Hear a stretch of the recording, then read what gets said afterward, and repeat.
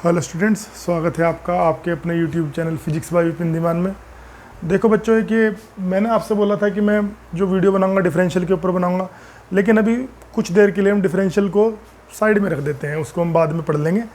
एक और important point सामने आया है कि फिजिक्स में जो है ग्राफ का बहुत यूज़ करते हैं।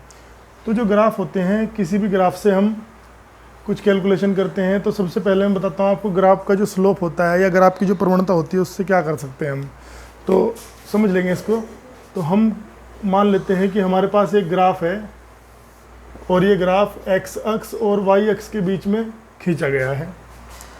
तो मान लो आपके पास में जो ग्राफ है वो इस तरह का ग्राफ आ गया। तो यहाँ पे हमें ग्राफ की प्रवणता ज्ञात करनी है। ग्राफ की प्रवणता क्या होती है मैं आपको समझा देता हूँ। देखो, बड़ी सिंपल सी चीज़ है। प्रवणता या जो स्लोप होता है वो एक तरह से ग्राफ का झुकाव होता है कि भाई ग्राफ का कितना झुकाव है एक्स अक्ष से, ये उसकी प्रवणता होती है। तो इसको ज्ञात करने के लिए हम क्या करते हैं कि ग्राफ पे कहीं भी 2 पॉइंट सेलेक्ट कर लो आप। मान लो हमने 2 पॉइंट सेलेक्ट कर लिए ग्राफ पे, एक P और एक Q। अब P पॉइंट को एक्स अक्ष से और वाई अक्ष पे ऐसे P पॉइंट से एक्स अक्ष पे लंब डाल लिया हमने, Q से एक्स अक्ष पे लंब डाल लिया। ऐसे ही इन दोनों पॉइंट से हमने वाई अक्ष पे लंब डाल लिए। अब जैसे आप यहाँ पे आपने P पॉइंट से एक्स अक्ष पे लंब डाला तो यहाँ पे कहीं टच करेगा ऐसे ही Q पॉइंट से जो लंब डालोगे वो टच करेगा, ऐसे ही वाई अक्ष को टच करेगा।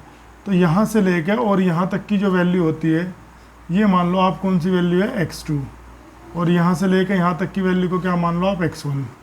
x1 क्यों कह रहा हूँ मैं, क्योंकि यहाँ पे हमने कौन सा अक्ष लिया है, x अक्ष। अगर यहाँ पे कोई और होगा तो उसी की वैल्यू आ जाएगी यहाँ पे। मतलब ये क्या है, एक काम करो, P पॉइंट को पहले ले लो आप और Q पॉइंट को बाद में ले लो। ठीक है, तो P पॉइंट पे जो इसकी पोजीशन है वो कितनी है, x1 है, और Q पे कितनी है, x2 है x अक्ष में। y अक्ष में P पे जो पोजीशन है वो y1 है और जो Q पे पोजीशन है वो कितनी है, y2 है। अब जो ग्राफ का स्लोप होता है वो क्या होता है, देखो ग्राफ का जो स्लोप होता है बेटा, अगर मैं इस वाले पॉइंट को यहाँ से आगे बढ़ा लूँ तो यहाँ पे एक त्रिभुज बन जाएगा। इस पॉइंट को मान लो R। तो इस त्रिभुज में अब ये जो ग्राफ है हमारा ब्लू कलर से जो मैंने खींचा हुआ है, ये ग्राफ देखो यहाँ से कुछ कोण बना रहा है एक्स अक्ष से या इस लाइन से। ये एक्स अक्ष के समांतर लाइन है, जो ब्लैक कलर की लाइन है ना PR, ये जो PR लाइन है ये पैरेलल है या समांतर है किसके, एक्स अक्ष के। तो अगर हम PR का कोण लेंगे, अगर हम PR से कुछ कोण लेंगे तो वही होगा जो एक्स अक्ष से कोण होगा। जैसे मान लो ये एक लाइन है, ये 2 लाइनें समांतर है और ये कोई लाइन यहाँ से कोण बनाती है, मान लो थीटा कोण है, तो ये इससे भी तो इतना ही कोण बनाएगी, थीटा ही, क्योंकि दोनों लाइनें समांतर है ना। चलो खैर, अब यहाँ पे अगर मैं ग्राफ का झुकाव निकालने लगूँ, ग्राफ का स्लोप, देखो पहले तो 9th-10th में होता था, ये सरल रेखा करके चैप्टर होता था एक, अब मुझे नहीं पता है इसलिए मैं आपको बता रहा हूँ, मैथमेटिक्स में चैप्टर होता था। तो ग्राफ का स्लोप या प्रवणता अगर निकालेंगे तो इसको हम m से लिखते हैं और ये होती है बराबर tan थीटा। अब यहाँ पे tan थीटा क्या है, ये थीटा क्या है यहाँ पे, ये थीटा है यहाँ पे x अक्ष से बना कोण। ठीक है, तो x अक्ष से जितना भी कोण बनेगा उसको हम थीटा बोलते हैं। तो जरा यहाँ पे चित्र देख लो आप, इस चित्र से अगर आप ये प्रवणता निकालने जाओ या स्लोप निकालने जाओ, कौन सा ग्राफ है ये, y और x के बीच ग्राफ है, तो कौन सा ग्राफ है, yx ग्राफ है। तो yx ग्राफ का जो स्लोप होगा, yx ग्राफ का स्लोप कितना है बेटा, यहाँ से tan थीटा आया। tan थीटा इस चित्र से देखो, यहाँ पे एक त्रिभुज बन रहा है PQR। इस त्रिभुज में tan थीटा क्या होता है, लंब मतलब QR और बटे आधार मतलब PR, और QR कितना हो गया, QR। अब आप ये दूरी निकाल सकते हो कैसे, ये पूरी दूरी कितनी है y2 और ये नीचे वाली कितनी है y1, तो y2 में से y1 घटाओ, देखो आपको यहाँ पे ये वाली दूरी मिल जाएगी, इसको बोलेंगे हम डेल्टा y। और नीचे यहाँ से लेके यहाँ तक ये दूरी PR निकाल सकते हो आप, PR दूरी आ जाएगी यहाँ से यहाँ तक, तो कितनी हो जाएगी, x2 माइनस x1, इसको हम बोलेंगे डेल्टा x। तो आप देखो यहाँ पे जो स्लोप आया हमारा, yx ग्राफ का जो स्लोप आया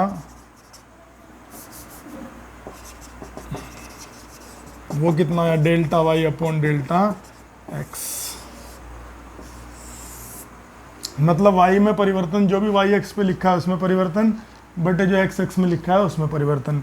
और यहाँ पे आप एक और पॉइंट लिख सकते हो कि अगर परिवर्तन अति सूक्ष्म हो, मतलब कहने का ये है कि अगर ये जो चेंज है डेल्टा वाई, अगर ये बहुत छोटा हो जाए और डेल्टा एक्स भी बहुत छोटा हो जाए, अगर ये परिवर्तन बहुत सूक्ष्म हो, तो अति सूक्ष्म के लिए आप जानते हो डेल्टा को हटा के उसकी जगह हम डी लिख सकते हैं। तो यहाँ पे वाई एक्स ग्राफ का स्लोप कितना हो जाएगा बेटे,